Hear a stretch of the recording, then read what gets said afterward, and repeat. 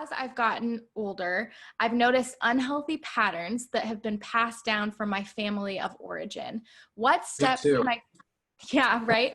What steps can I take to break generational patterns of dysfunction, even when previous generations aren't self-aware of the dysfunction? What role can counseling play in this? Love this Yeah, question. man.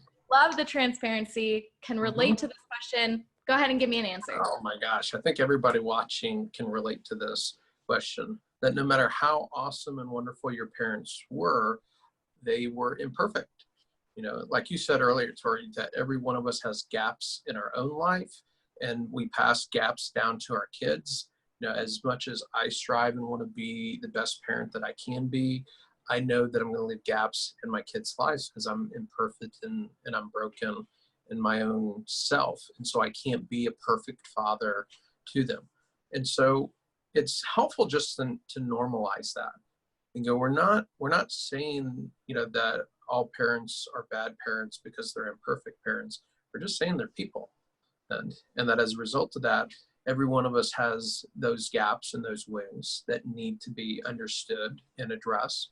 And as an adult, you become responsible for those gaps, right? That you become responsible for being aware of the areas in your life that are immature or undeveloped, or where what was handed to you by your parents is broken in some way and isn't what you want to pass to your kids, or not the way that you want to relate in the relationships in your life, and really taking responsibility for that. You know, that it's a lot of times counseling gets the rap of blaming parents for your problems, right? Which is not what counseling is about at all. We're not about blaming parents. We're just about naming the impact that our life experience has had on us. Blaming, inherent in the idea of blaming, is a shift of responsibility, right? It's that I'm making someone other than myself responsible for my choices, my actions, my behaviors. And that's not helpful in any way, shape, or form, right? That God's given us an autonomy over our life, challenges us to take responsibility for our words, our actions, our thoughts, how we engage life. And so being a responsible adult means owning my own shortcomings, struggles, wherever they came from, and taking responsibility for doing something about those things. Right? So we want to recognize where we're struggling, recognize kind of where that comes from, and be willing to figure out what we need in order to fill that gap. A few different ways to do that, right? One important piece to that is an essential piece is to recognize that the gaps and the breaks and the wounds and the dysfunction and the dynamics that were handed to us came to us by way of relationship. And healing from those things comes to us by way of relationship, right? Like self-help books are great. You know, there's lots of videos on YouTube. This video watching can be helpful. You can glean some things from it that will be valuable. Reading is valuable. There's lots of great resources that are available, but there is no substitute for real relationships in your life. And ultimately, healing and the unwinding of the brokenness that has been handed down to you is going to happen in relationships. Okay? So it can be really helpful for you to do a relationship assessment of the people that are a part of your life. One of the things that you're looking for is people who are a little bit older than you, old enough to be your parents but aren't your parents, who have the kind of relationship with their spouse and their kids that you want to have when you're their age. Right? A lot of folks kind of look at their parents and go, oh, geez, yeah, I don't want my marriage to look like that. Or I don't want my relationship with my kids to be like my relationship with my parents, or, you know, that I have no working model from which to base my relational patterns off of.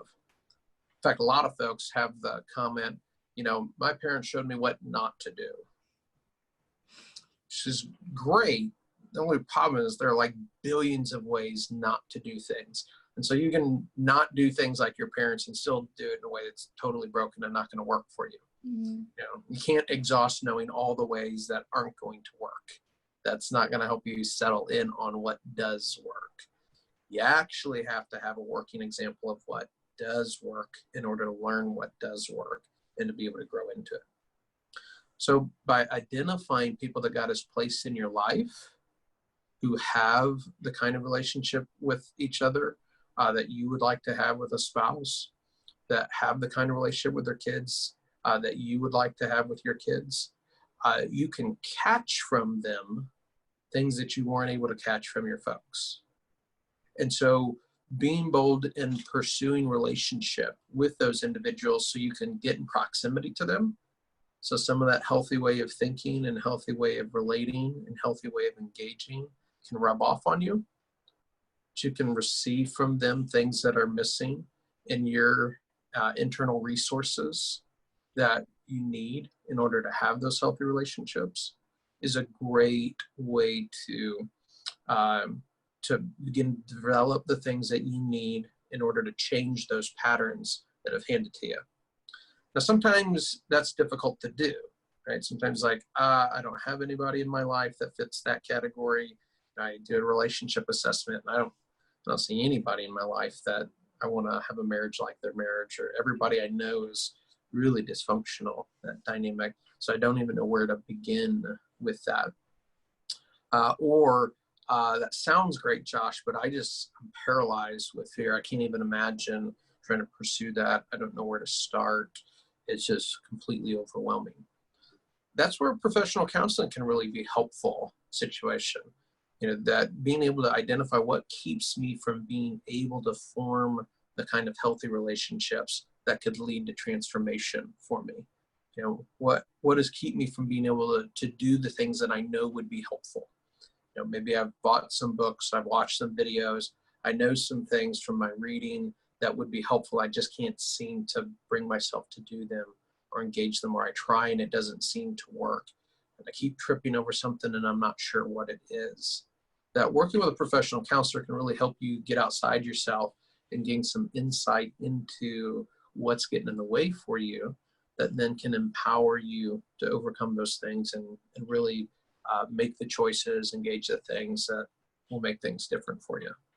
For sure. And I don't even think it's necessarily a either, I think it's a both and, I think that, Totally. you can have those relationships with trusted mentors, with people that you admire and inspire you, as well as going to counseling and processing grief and trauma for things that you've seen and experienced in your own life. I have done both. And I think that both have such value, and I can't, encourage doing that enough, and just processing and, learning how to break those cycles of dysfunction, and those patterns that I see in myself, that have been handed down from generation to generation. And the older I've gotten, the more that I've recognized them in myself, and the more I've wanted to address them and change things for the future. Absolutely. Counseling is something that wise people do, and they recognize that we all have blind spots, and that it's impossible to see your own blind spots, and that having some professional help that's outside yourself and can help you sort through those things is incredibly valuable. That's why I have a counselor that I work with. Most of the counselors on our team have their own therapists that they've done their own work and do their own work with. Yeah, it's just part of growing and developing and being on a growth journey in your life.